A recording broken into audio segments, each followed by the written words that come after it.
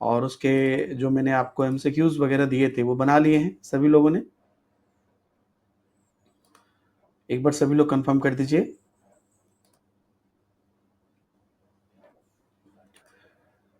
Hello वर्षा, hello Afreen.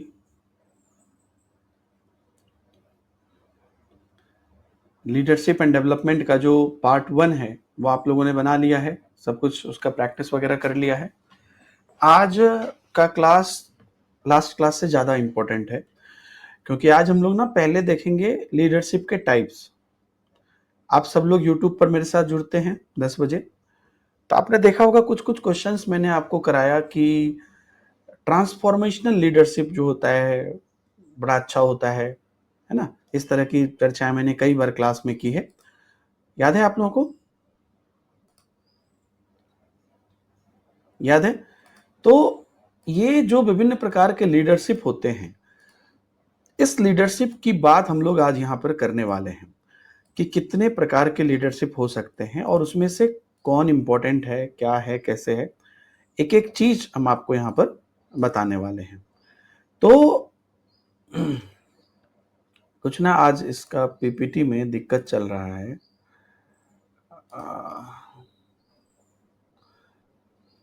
एक minute रुकिए। आज बड़ी उस पर बड़ी जबरदस्त क्लास होने वाली है। विभिन्न प्रकार के लीडरशिप का क्या महत्व है अपने आप में, वो हम लोग देखने वाले हैं।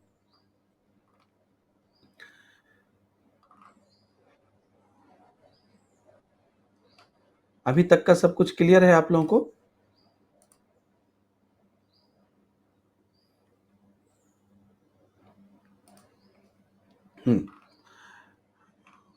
सब कुछ क्लियर है? रेणुका, वर्षा, आफरीन और जो भी लोग जुड़ पा रहे हैं एक बार आप मैसेज कर दीजिए। हेलो अवधेश। तो चलिए पहले बेसिक्स हम आपको बताते हैं, बेसिकली होता क्या है ना। लीडरशिप जो है ना, अब जैसे कोई लोग बॉसगिरी भी करता है। हाँ ठीक हो गया रिमोट। लीडरशिप जो होता है, अब कोई बॉसगिरी भी करता है, कोई उसमें एक सबको मिला के भी चलता है। प्रैक्टिकल समझिए पहले, होता है छोटे से किसी ग्रुप में भी कोई अगर एक लीडर होता है तो वो सबको साथ लेके चलता है, और जो सबको साथ लेके चलता है उसको बड़ी लोग अच्छा कहते हैं, है ना। तो क्या है बेसिकली ये लीडरशिप, आखिर है क्या, उस पर हम लोग चर्चा करेंगे। और सिलेबस आप लोग के पास होगा ही।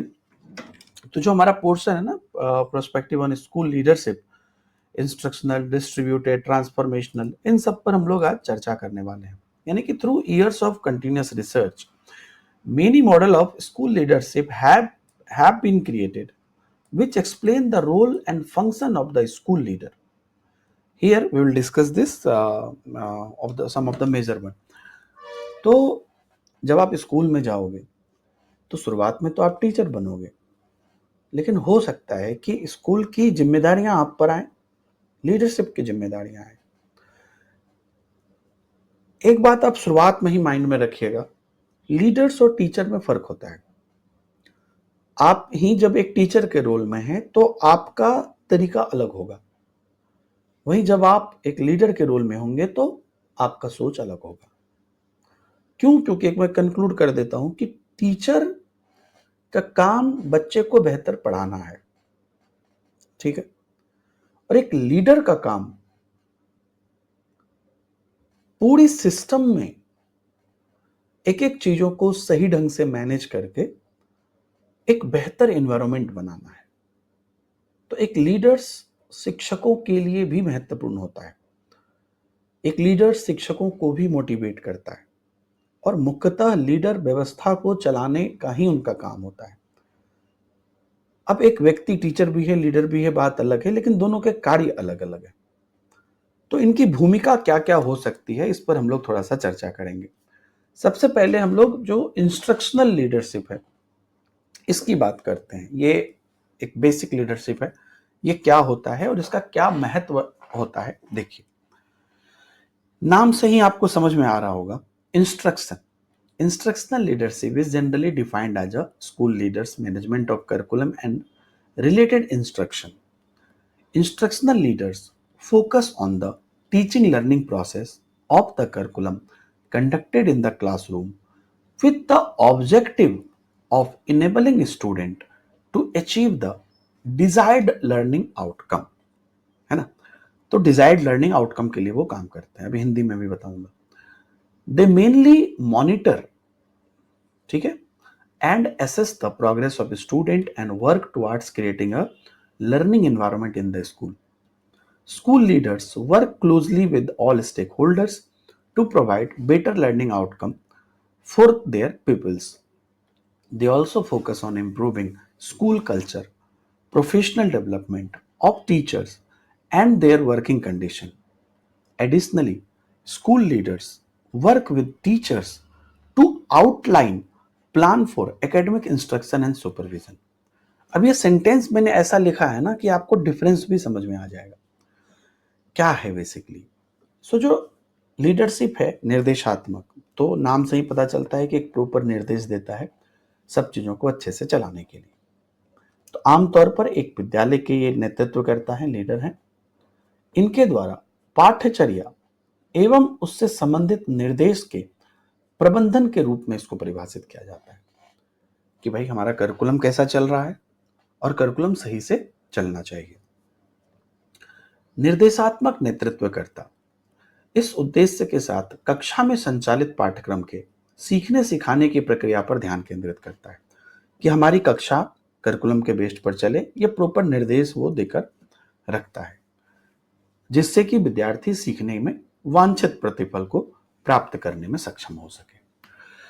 जैसे कोई भी संस्था है, अगर आपको ना पता हो, जैसे टेक्स्ट बुक भी एक संस्था है, तो इसमें टीचर्स के अलावे बहुत अलग अलग डिपार्टमेंट हैं जिन डिपार्टमेंट का अपना अपना अलग अलग काम होता है. जैसे कुछ टीम है जो ऐप डेवलपमेंट में लगी रहती है, ऐप मेंटेनेंस में लगी रहती है, कुछ टीम मैनेजमेंट में लगी रहती है, बिजनेस में लगी रहती है, और कई टीम क्लासेस कंडक्ट कराने में लगी रहती है, मॉनिटरिंग में लगी रहती है. तो ऐसे बहुत सारे चीजें होती हैं. तो अब इनमें जो लीडर होता है उनका क्या काम होगा. अब आप इसी संस्था से कंपेयर कर लीजिए, कितने भी टीम हो, मेन उद्देश्य तो यही है ना कि ये एक एजुकेशनल संस्था है और बच्चे को बेहतर एजुकेशन मिले. घुमा फिरा के सब वही काम कर रहा है, चाहे आप ऐप को बढ़िया करें, चाहे अच्छे टीचर लाएं या अच्छी मैनेजमेंट करें, अच्छे प्लान करें, कम से कम अफोर्डेबल फीस रखें, या जो भी चीजें संभव हो पाए. तो मेन इंटेंशन मोटो क्या है कि बच्चे की पढ़ाई अच्छे से हो. इसीलिए किसी भी एजुकेशनल संस्था में लीडर्स चाहे काम जितना भी करे, सबका सारांश एक ही होगा, कंक्लूजन एक ही होगा. क्या कि जो करिकुलम है उसके हिसाब से पढ़ाई चल रही है कि नहीं चल रही है, और बच्चे सक्षम हो पा रहे हैं कि नहीं. क्योंकि अगर वो नहीं हो पा रहा है तो फिर किसी भी चीजों का कोई वैल्यू नहीं है. यस और नो. तो वे मुख्य रूप से बच्चे की प्रगति का निरीक्षण करते हैं और आकलन करते हैं कि चीजें सही से चल रही है कि नहीं, तथा विद्यालय में अधिगम वातावरण निर्माण करने की दिशा में भी वो काम करते हैं कि एक बेहतर जो है वातावरण का हम निर्माण करें. एंड स्कूल के जो लीडरशिप होते हैं, जो निर्देशात्मक लीडरशिप होते हैं, वे अपने विद्यार्थियों के लिए सीखने के बेहतर प्रतिफल उपलब्ध करवाने के उद्देश्य से सभी हितधारक, मतलब कि जो भी, जैसा भी मैंने बोला ना, अलग अलग टीम्स होते हैं, तो स्कूल में भी अलग अलग होता है. स्कूल मैनेजमेंट कमेटी है और पेरेंट्स टीचर कमेटी है, बहुत सारी चीजें हैं, मैनेजमेंट लीडरशिप है, हेडमास्टर है, बहुत सारी चीजें. तो सबके साथ मिलकर वो एकाग्रता से काम करते हैं. उनका टारगेट होता है कि जो स्कूल की संस्कृति है और साथ ही साथ जो शिक्षक हैं, अब यहीं पर आपको शिक्षक और लीडर में भी डिफरेंस पता चलेगा. विद्यालय की संस्कृति है, उसमें हमें काम करना है, और शिक्षक के व्यावसायिक विकास पर भी काम करना है कि शिक्षक कैसे प्रोफेशनली बेटर होते जाए. एज अ लीडर ये हमारी बहुत बड़ी जिम्मेदारी, और उनके काम की स्थिति में सुधार. हाँ, पता नहीं अभी ना, आजकल इस टाइम पर ना कुछ सेकंड के लिए स्टक हो जाता है, मुझे भी समझ नहीं आता है. अभी आ रही है अभिनय, वर्षा. तो हम ये बात कर रहे थे कि जो लीडरशिप होता है ना, निर्देशात्मक लीडरशिप, इसका मुख्य टारगेट होता है कि किस प्रकार से हम सही निर्देश दे सकें। Thank you Renuka, thank you अभिनय, थैंक यू वर्षा। मतलब कि प्रॉपर इंस्ट्रक्शन दे सके, सही इंस्ट्रक्शन हम दे सकें, ताकि कहीं ना कहीं विद्यालय की संस्कृति तो बने ही रहे, साथ ही साथ शिक्षक का जो व्यवसायिक विकास है, यानी कि टीचर्स का जो डेवलपमेंट है, उस पर भी हम काम करें। शिक्षक को भी तो दिन प्रतिदिन अपने आप को बेटर करना है, उनकी काम की स्थिति में भी सुधार पर ध्यान करें। इसके अलावा जो लीडरशिप होते हैं वो शिक्षकों के साथ मिलकर एकेडमिक निर्देश, जो सही निर्देश हो सकता है पढ़ाई के लिए, पर्यवेक्षण यानी कि उसका ऑब्जर्वेशन, इंस्पेक्शन इत्यादि का भी काम करता है। तो ये तो आप समझ गए कि लीडर और टीचर अलग अलग होता है। टीचर का काम पढ़ाने का है और लीडर्स का काम मैनेज करने का है। हाँ, एक बार रिफ्रेश कर लीजिए रेणुका, रिफ्रेश कर लीजिए। कई बार जब ऐसा होता है ना, तो एक बार आपको भी हो सकता है रिफ्रेश करना पड़े। अब देखिए, इसके बाद का जो है ना सिचुएशन है,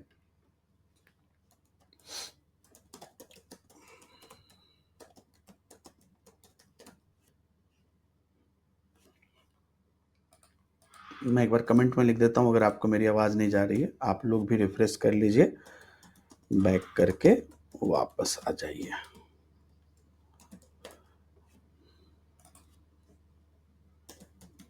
बैक करके वापस आ जाइए।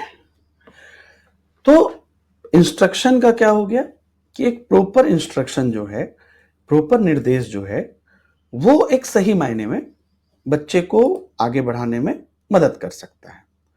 अब यहां पर तो ये ठीक है कि आप इंस्ट्रक्शन दे दिए, लेकिन क्या आपको लगता है कि प्रॉपर इंस्ट्रक्शन ही सिर्फ काफी है? सभी लोग बताइए। कभी भी अगर नेटवर्क इशू हो ना, तो अगर उसके बाद ठीक हो जाए और फिर कुछ होने लगे, तो आप ऑटोमेटिकली अपने आप में रिफ्रेश कर लीजिए। ये हमेशा आप समझ के रखिएगा। तो ट्रांसफॉर्मेशनल लीडरशिप जो होता है, ये बहुत अच्छा होता है। आप में से कितने लोगों को याद है कि ट्रांसफॉर्मेशनल लीडरशिप पर मैंने आपको पहले भी क्वेश्चंस कराए हैं, अगर आपको याद हो तो जो ट्रांसफॉर्मेशनल लीडरशिप होता है is the process by which school leaders connect with other and build meaningful relationship। अभी आपको ना यहां पर डिफरेंस भी पता चलेगा। निर्देश वाला तो समझ गए कि भाई आया, सही निर्देश दिया, सबको सही तरीके से चीजों को कराया। लेकिन जो ट्रांसफॉर्मेशनल लीडरशिप होता है is the process by which school leaders connect with other and build meaningful relation। Person-centered process are a source of inspiration for both leaders and their colleagues। The core focus of transformational leadership is to create a clear and collaborative vision and develop people and improve the organization to enhance a productive school culture and quality teaching learning process। School leaders not only adopt to changing situation, but are also able to transform the existing situation by taking initiative and adopting problem solving approach। आप लोगों से उम्मीद करता हूं कि आप लोग भी क्लास में इन्वॉल्व होइए, ताकि मुझे भी पढ़ाने में ज्यादा मजा आए। तो क्या कहता है आपके हिसाब से, क्या है ट्रांसफॉर्मेशनल? इनका उद्देश्य सिर्फ निर्देश देना नहीं, इनका है कि ये दूसरों के साथ जुड़ते हैं, एक प्रॉपर कोलैबोरेशन करते हैं। या वर्षा, वेरी गुड। व्यक्ति केंद्रित प्रक्रियाएं, यानी कि हर व्यक्ति पर ये ध्यान रखते हैं कि हर व्यक्ति कैसे एज ए इंडिविजुअली काम कर सकता है। नेतृत्वकर्ता और उनके सहयोगी साथी दोनों के लिए प्रेरणा स्रोत भी है। इनका काम सबको मोटिवेटेड रखना भी है। परिवर्तनकारी सबसे अच्छा होता है, क्योंकि आपका टारगेट ही है कि भाई परिवर्तन हो। परिवर्तनकारी नेतृत्व का मुख्य केंद्र एक उपयोगी विद्यालय संस्कृति और गुणवत्तापूर्ण शिक्षण अधिगम प्रक्रिया को बढ़ाने के लिए स्पष्ट और सहयोगिक या सहयोगात्मक विजन का निर्माण करके और लोगों का विकास और संगठन में सुधार करना। तो यहां पर सिर्फ डायरेक्शन देने की बात नहीं, यहां पर आप एक बेहतर टीचिंग लर्निंग, गुणवत्तापूर्ण टीचिंग करें, यह सुनिश्चित करेंगे। खुद चीज़ों पर सहयोग करेंगे एक दूसरे को, चाहे जो बाकी टीचर्स हैं उनको भी समय समय पर उनके विजन का पता होना चाहिए, और लोगों का विकास और संगठन में सुधार, इसकी हमेशा कोशिश होनी चाहिए। स्कूल लीडरशिप ना केवल बदलती स्थिति के साथ सामंजस्य बिठाते हैं। क्या आपको लगता है कि हमेशा सिचुएशन पॉजिटिव रहता है, हमेशा चीजें एक जैसी रहती है? क्या आपका खुद का हर दिन एक जैसा जाता है? नहीं। तो बदलती परिस्थिति में भी आप सामंजस्य बिठा सकें, यहां से आप अपने जीवन में भी सीख सकते हैं। आपके साथ सिचुएशन हमेशा एक जैसा रहे, यह संभव नहीं है, लेकिन किसी भी सिचुएशन में आप उसमें सामंजस्य बिठाने की क्षमता रख सकें, यह इंपॉर्टेंट है कि नहीं है, बताइए। क्या मैं आपको या कोई भी आपको यह गारंटी दे सकता है कि आपका हर दिन सिर्फ खुशियां ही खुशियां आएंगी? नहीं आएगी। खुशियां हैं तो गम भी आएगी ना, अच्छी चीजें हैं तो बुरी चीजें भी आएगी ना, समर्थन है तो विवाद भी होगा ना। तो इन सभी सिचुएशन में आपको सामंजस्य बिठाने की बात है, राइट? बल्कि पहल करके और समस्या का समाधान भी आपको करना है, और उसका दृष्टिकोण अपनी मौजूदा स्थिति को बदलने और रूपांतरित करने में है। आपको ट्रांसफॉर्म करना है। आप इस क्लास में आए हो, इस क्लास से आप वो कंसेप्ट सीख के जाओ ना, यही ये मेरा टारगेट है ना एज ए टीचर। वैसे ही लीडर्स का अपना टारगेट है कि उनको ट्रांसफॉर्म करना है। अगर आप स्कूली व्यवस्था में एक लीडर हैं तो सिर्फ हमने अपना काम कर दिया नहीं, आपको वो चीज बदलाव जो लाने के लिए आप दौड़े हैं, उस बदलाव को आपको करना है। तो ये हो गया दो प्रकार का। एक तो आपने देखा कि इंस्ट्रक्शनल यानी कि परिवर्तनकारी, तो इनका क्या काम होता है, ये इंस्ट्रक्शन देते हैं, यानी कि प्रॉपर इंस्ट्रक्शन देकर काम करते हैं। परिवर्तनकारी में क्या होता है कि ये सही परिवर्तन पर काम करते हैं, कि परिवर्तन होना जरूरी है। तीसरा टाइप होता है लीडरशिप का डिस्ट्रीब्यूटेड। एक नाम से ही समझ में आ रहा है कि डिस्ट्रीब्यूट करता है काम को, है ना। The core of distributed leadership is the sharing of task with individual other than the leader to discharge task and responsibility. तो ये सही तरीके से काम को बांटते हैं, इनका भी अपना रोल है। So as a maximize teacher capacity and assist the capacity in building of people in a school. Everyone in the school engage in leadership activity. So leadership is not concentrated on any one person. तो ये distribute करते रहते हैं ताकि सबके ऊपर जिम्मेदारी रहे, सबको ऑनरशिप रहे। However, the school leader bears ex officio responsibility as the head of the school. It is believed that when leadership is distributed through the school community and teacher are empowered the key area of school process. इसका अपना महत्व है कि आपने जिम्मेदारियों को distribute कर दिया है। Student outcome are more likely to improve. The model suggests that school where teachers are encouraged to share leadership responsibilities in the variety of ways have a positive impact on a student academic performance. अब जैसे मैं यहाँ पर हूँ, मैं यहाँ पर एक सब्जेक्ट का फैकल्टी हूँ, लेकिन इस संस्था में कोई भी अगर इम्प्रूवमेंट की जरूरत है या बच्चों के लिए कोई चीज़ की जरूरत है, तो वहाँ पर कई बार मैं टेक लेता हूँ कि मुझे बच्चों के लिए ये करना चाहिए, और हम लोग वो चीज़ कराते हैं। तो इसको क्या बोलते हैं कि वो डिस्ट्रीब्यूट किया गया ना सभी पे। तो ये इससे और एम्पावर होता है चीजें, क्योंकि हर व्यक्ति के पास अपनी कला है, हर टीचर्स के पास भी कला है। यस और नो?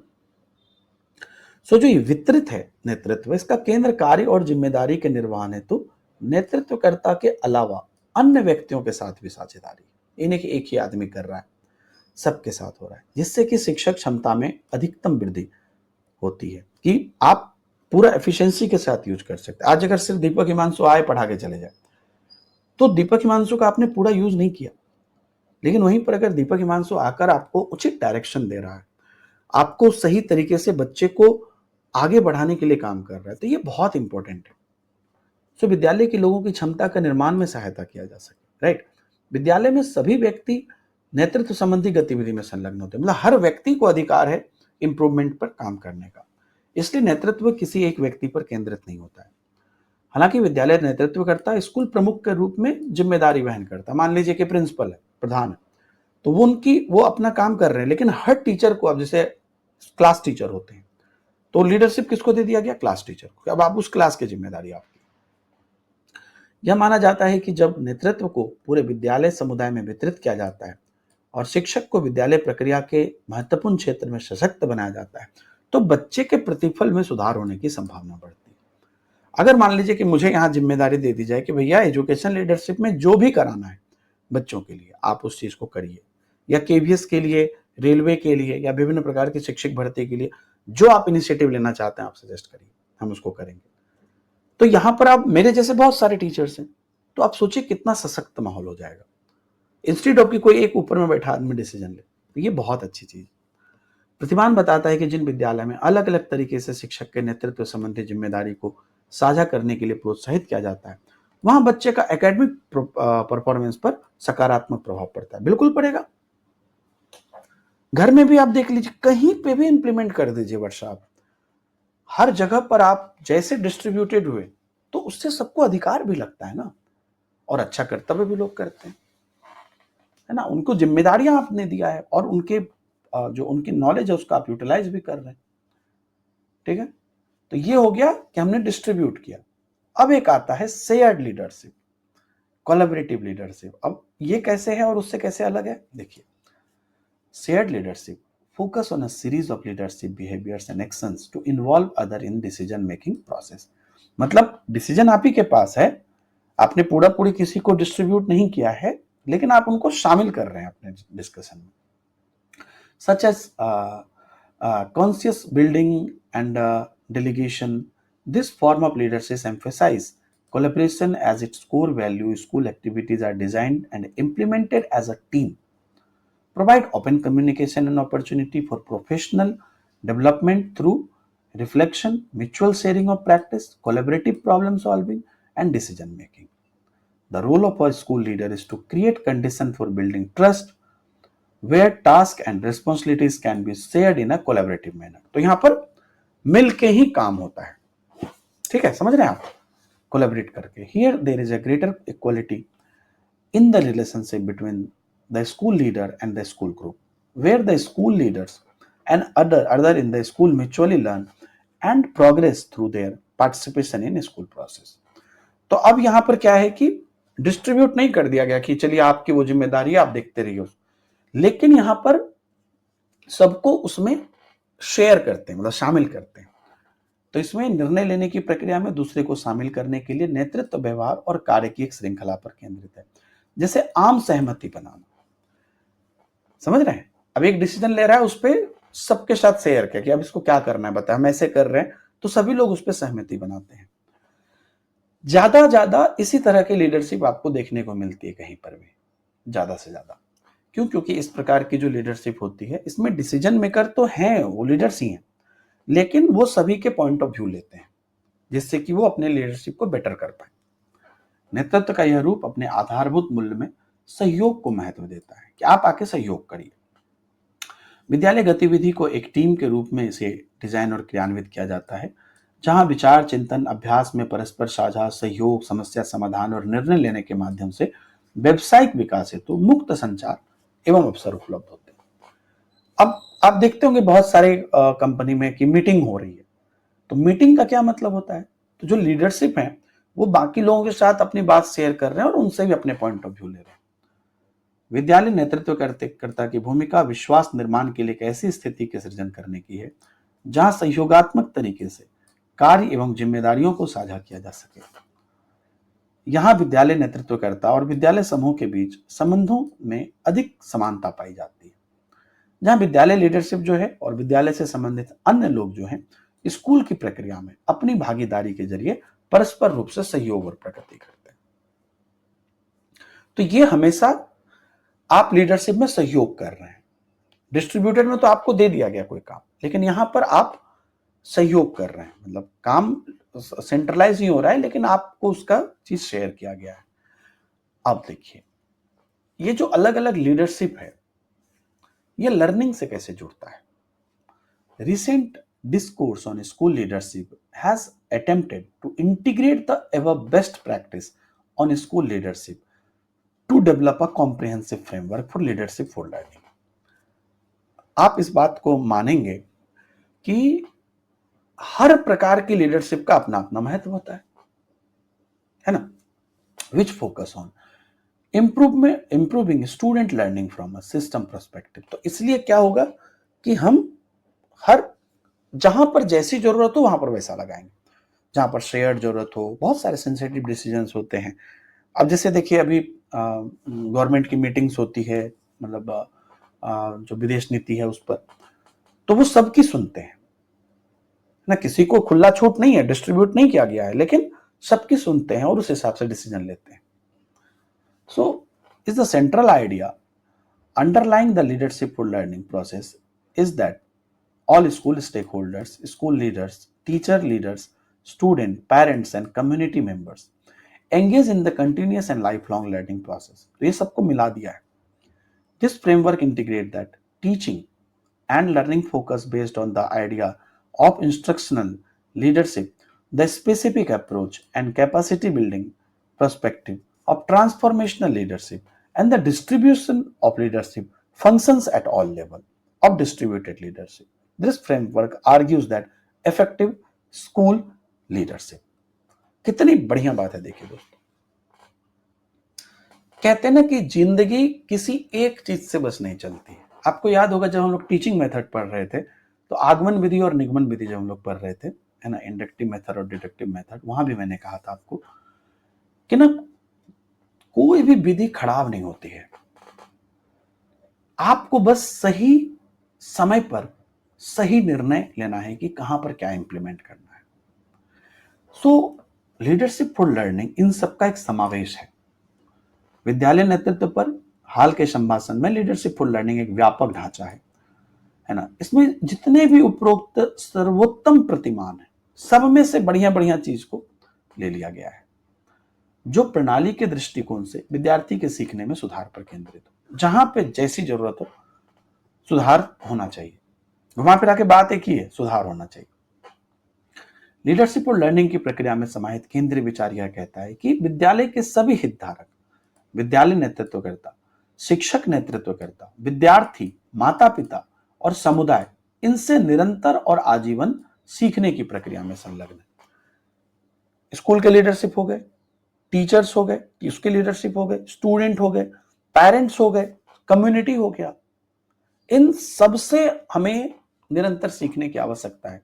और यह ढांचा निर्देशात्मक नेतृत्व के विचार पर आधारित, शिक्षण और अधिगम केंद्रित, जैसे कि निर्देशन में क्या कहा गया है, निर्देश में कि हमें ये शिक्षण और अधिगम कराना ही कराना है, तो वो निर्देशात्मक से ले लिया।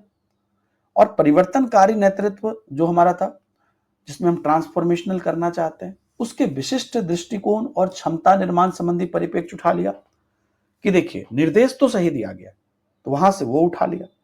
परिवर्तनकारी में क्या है कि आप ये समझो कि जो निर्देश को पूरा करना है उसमें हम हर चीज का एक विशिष्ट दृष्टिकोण देंगे, हर चीज में हमारी जो कैपेसिटी है, क्षमता निर्माण है, वो होनी चाहिए, क्योंकि हमें ट्रांसफॉर्म करना है। तो वहां का मोटो वो उठा लिया, वहां से लक्ष्य। और जो डिस्ट्रीब्यूटेड लीडरशिप है, वितरित नेतृत्व है, वहां से क्या उठाया कि सभी स्तर पर नेतृत्व कार्यों का वितरण, कि देखिए निर्देश तो देंगे, उचित निर्देश देंगे, साथ ही साथ हम परिवर्तन करने का भी मिशन रखते हैं। और वितरित नेतृत्व से हमने ये भी उठा लिया कि सबको उनकी उनकी जिम्मेदारियों का एहसास भी करा दिया जाएगा। तो इन सबको एकीकृत कर लिया। अब इससे निश्चित रूप से एक इंपैक्टफुल एजुकेशन होगा कि नहीं होगा, बताइए।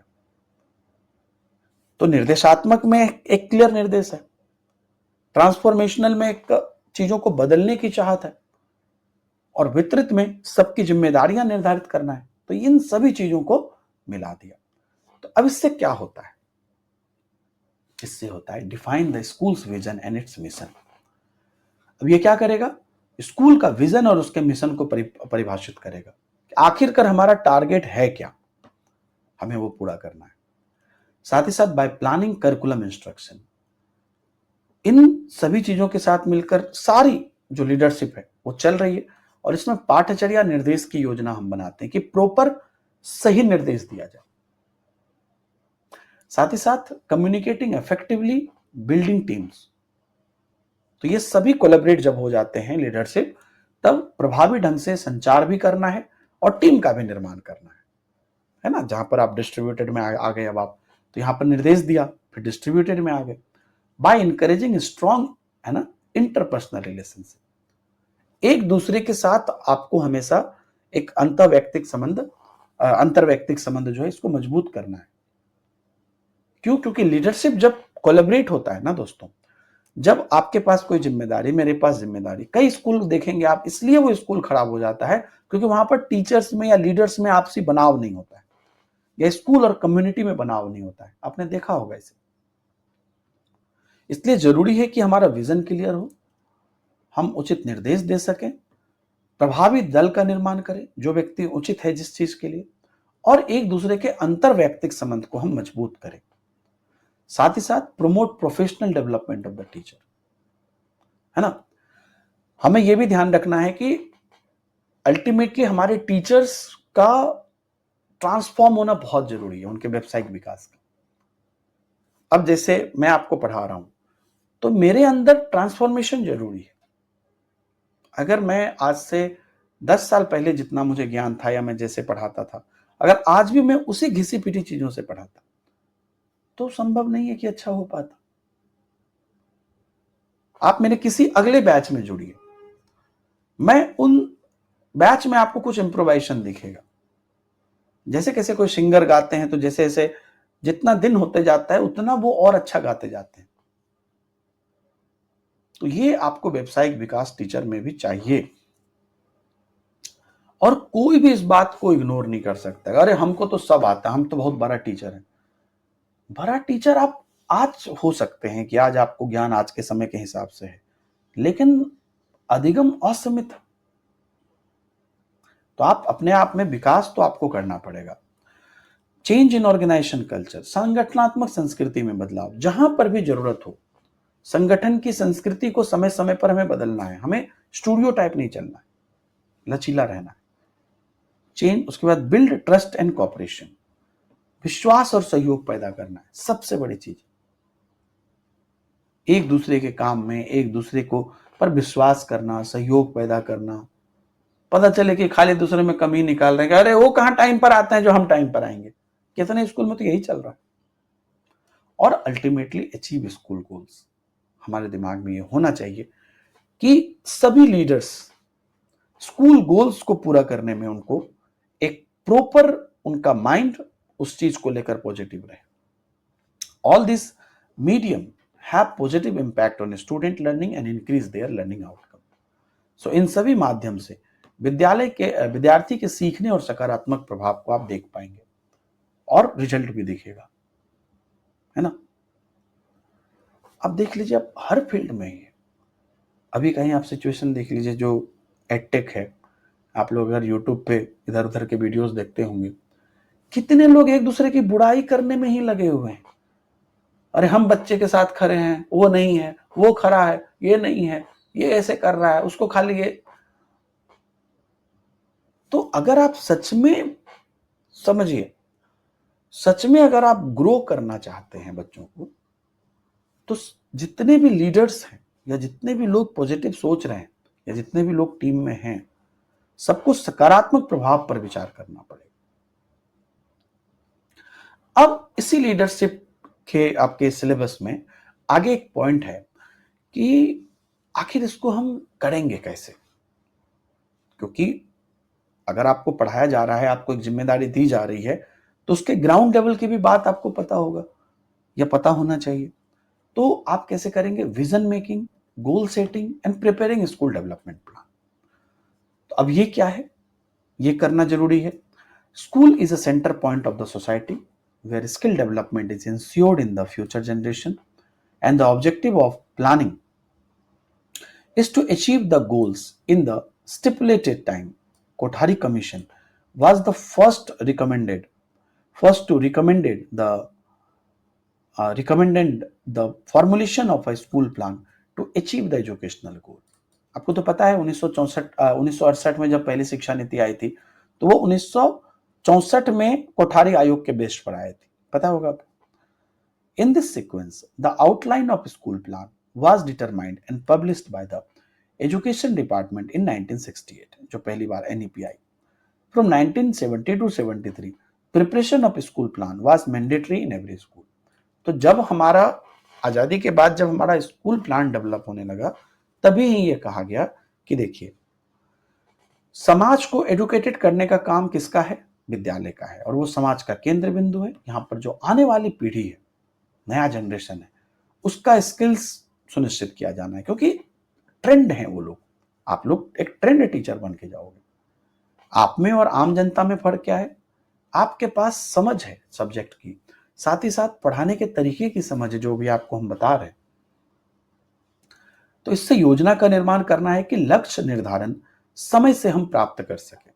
हम आने वाले समय के बच्चे के नए जो बच्चे हैं, उनके भविष्य की सोचें, उनको स्किल्स डेवलपमेंट करें, और समय के साथ हम अपने लक्ष्य को हासिल करें।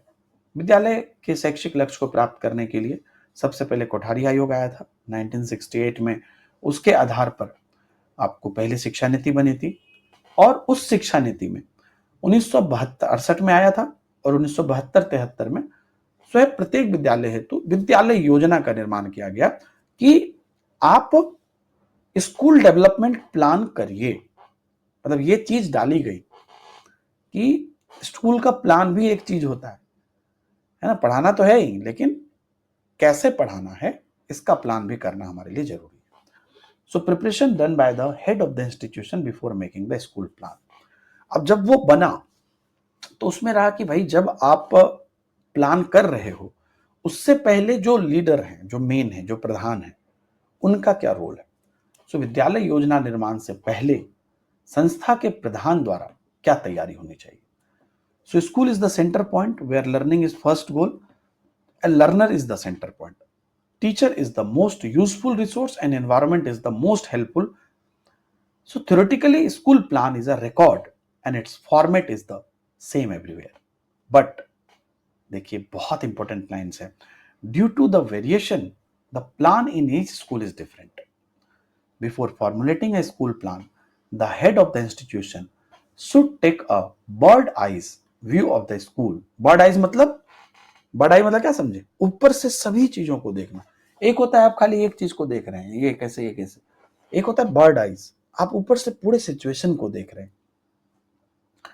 Local communities, circumstances and resources, and collect the following information.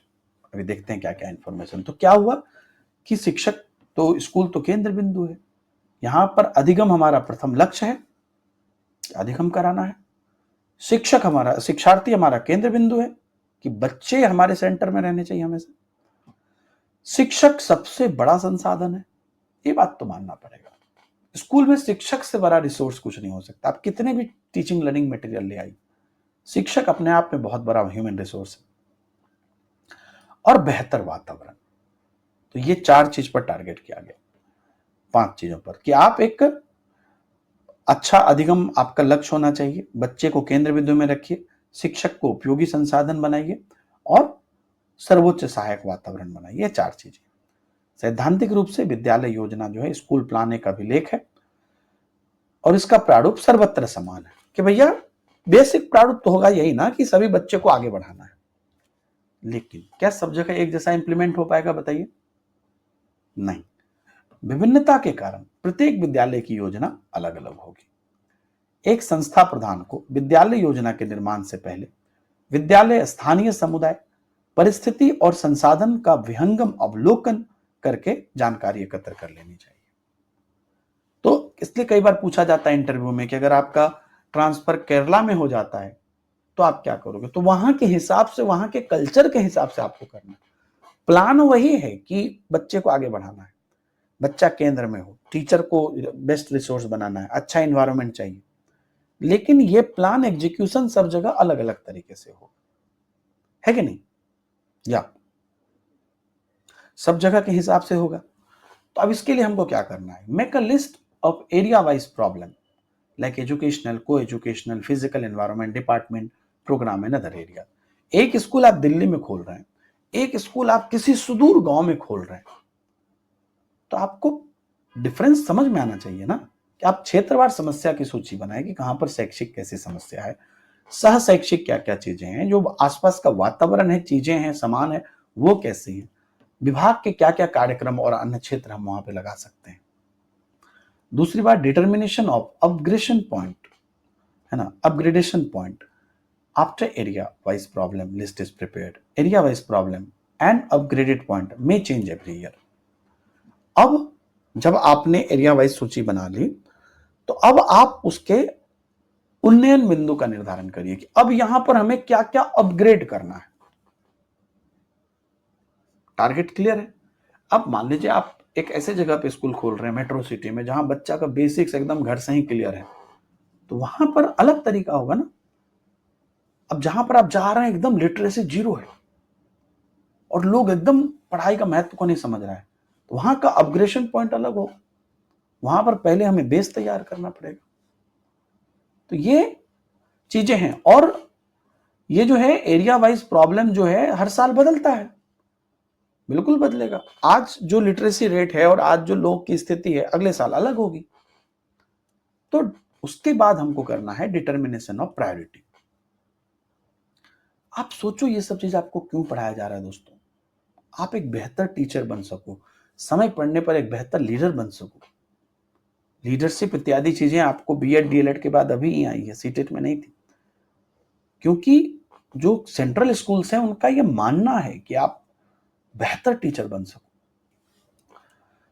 So the head of the institution is free to choose the priority according to the situation of the institution, but at the time of selection of priority, it must be kept in mind that our primary objective is qualitative increase in examination result and educational level.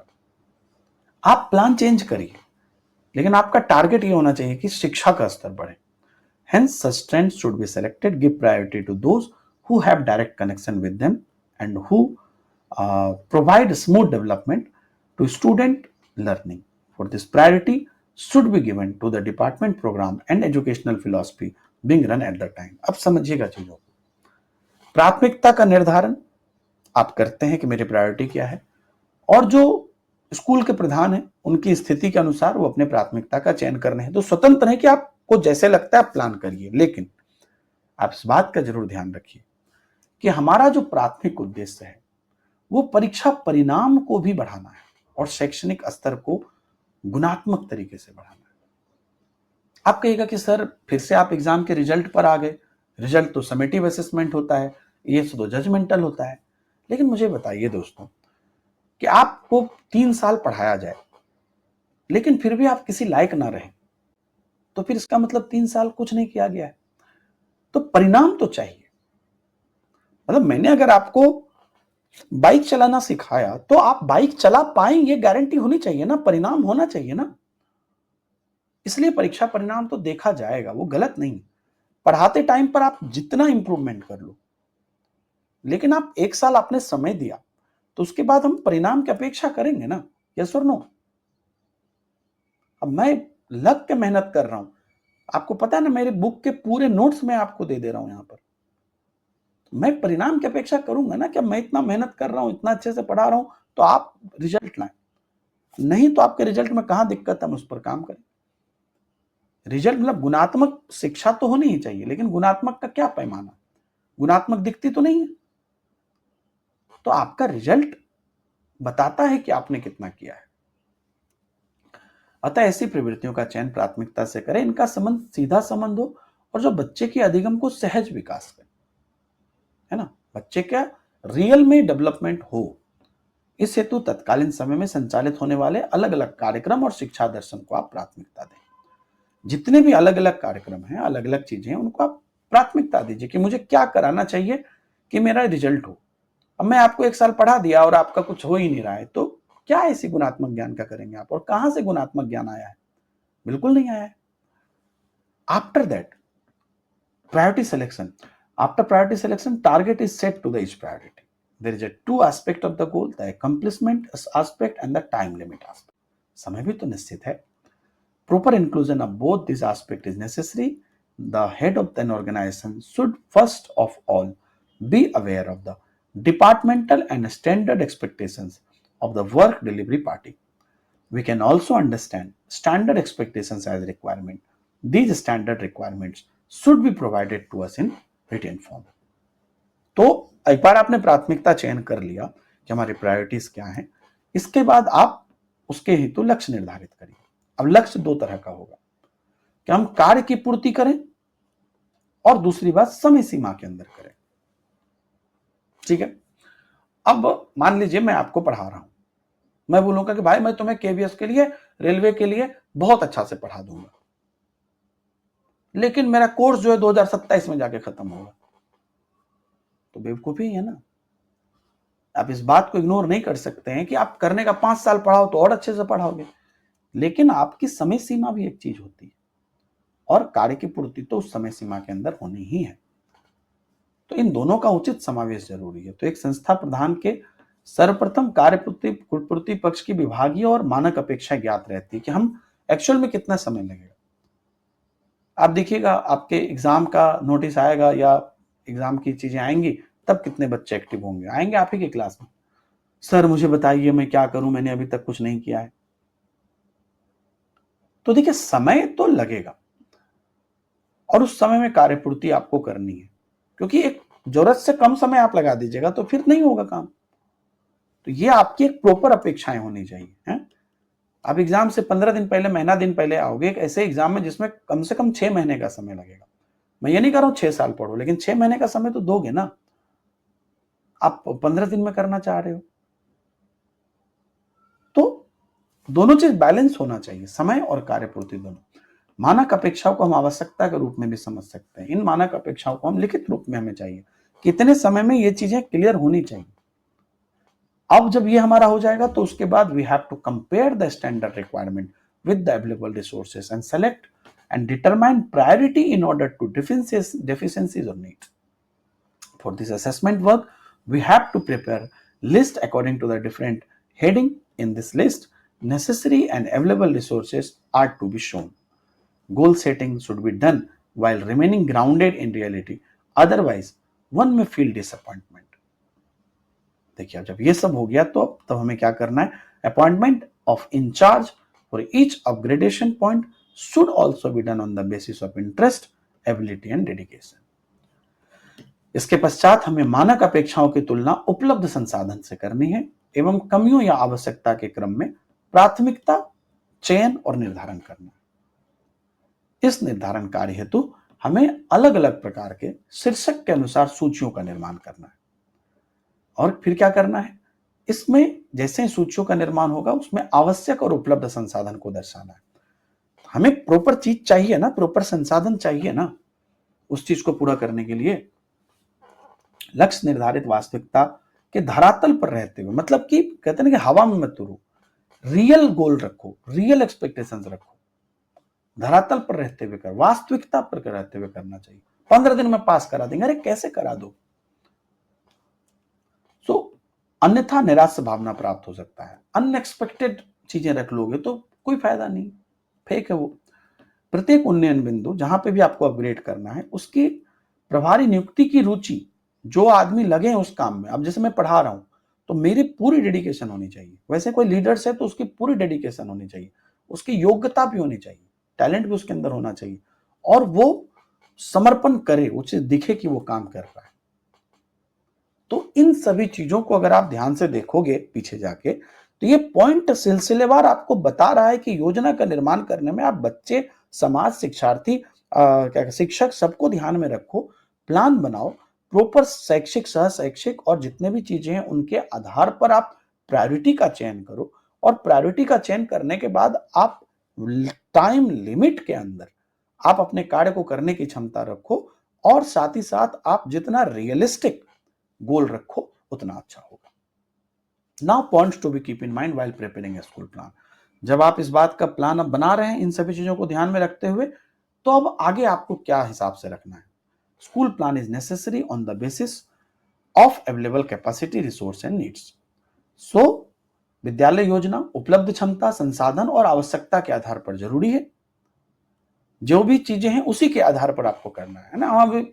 हमारे school में जो संसाधन है उसी के आधार पर करेंगे ना। अब हम बोलेंगे कि 1 करोड़ का ये सामान हमको दे दो, वो संभव नहीं।